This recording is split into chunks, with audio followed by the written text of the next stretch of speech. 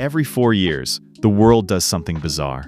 People who do not know each other suddenly become brothers. People who never cared about sports suddenly know player names, jersey numbers, and tactical formations. Entire countries stop what they are doing. Group chats explode. Streets get louder. Arguments get dumber. And for a few weeks, football feels bigger than life. That part is real. That part is beautiful. So let me be clear from the start. When I say the FIFA World Cup is stupid, I don't mean football is stupid. I don't mean the players are stupid. I mean the culture we've built around it. The obsession, the tribalism, the hatred, and the way millions of people lose all sense of perspective every 4 years. That's the part I think is stupid. And honestly, if you have ever watched the World Cup long enough, you have probably seen it too.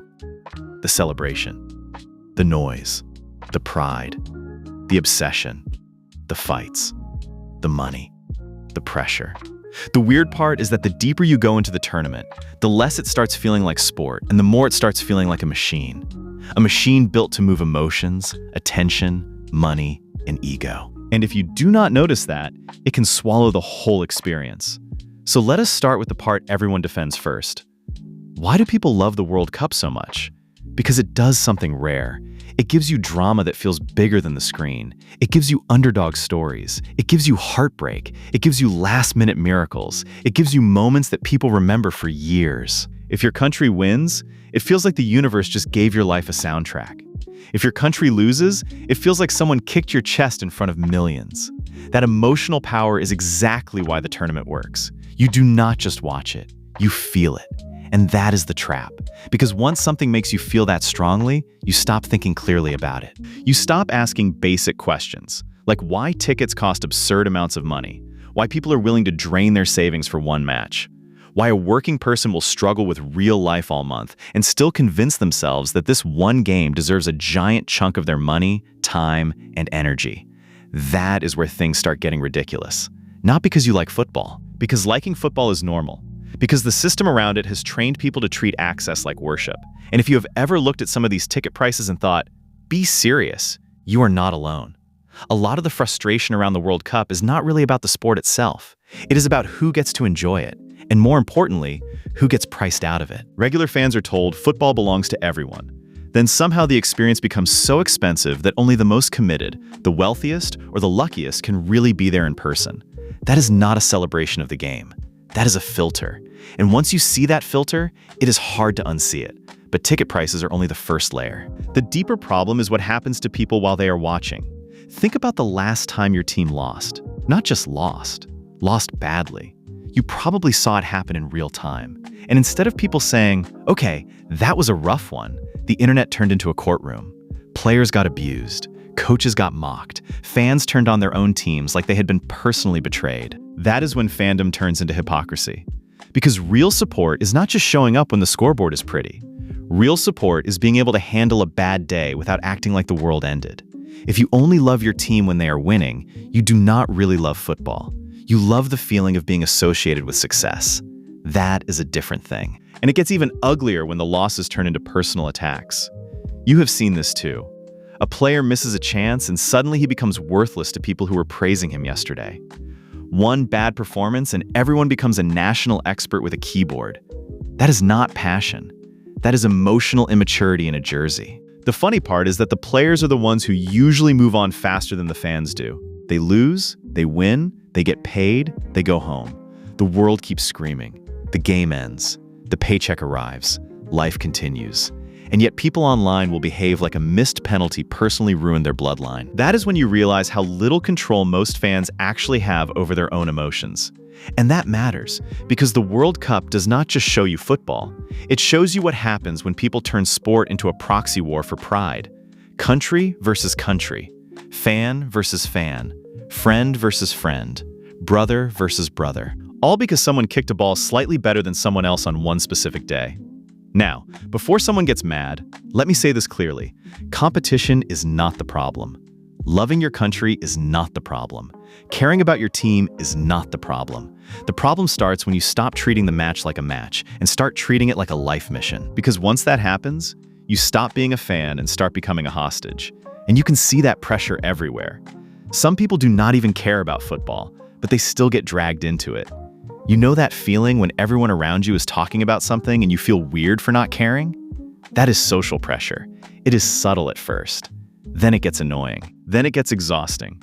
And if you are the type who wants to focus on your own life, your work, your studies, your future, suddenly you are treated like something is wrong with you because you are not obsessed with the same tournament everyone else is worshiping. That part is important. Because not caring about the World Cup should not make you the odd one out. But in certain spaces, it does. That is how peer pressure works. Not always by forcing you directly. Sometimes by making you feel like your life is missing something if you are not part of the crowd. And if you are not careful, that pressure can pull you away from your own priorities. You skip what you need to do. You lose hours. You tell yourself it is just one match. Then, one match becomes a whole week. And suddenly, you are more invested in strangers across the world than in the actual life sitting in front of you. That is where the whole thing becomes ironic. Because while fans are turning the World Cup into their personal identity, the players are not doing the same. The players are doing their job. Yes, they care. Yes, they compete. Yes, they feel the pressure. But they are not sitting there measuring their self-worth by your comments section. They know something most fans forget. Win or lose, the world keeps moving. The squad gets paid. The tournament goes on. The headlines move on. The next match arrives. The next outrage arrives. The next fan war starts. And the same people who were acting like the sky was falling yesterday will be back tomorrow pretending they never cared that much. That is why I think the real problem is not football. It is obsession. Blind obsession makes people stupid. It makes them spend money they do not have. It makes them fight over results they cannot control. It makes them insult players they claim to love. It makes them forget their own life while defending someone else's jersey.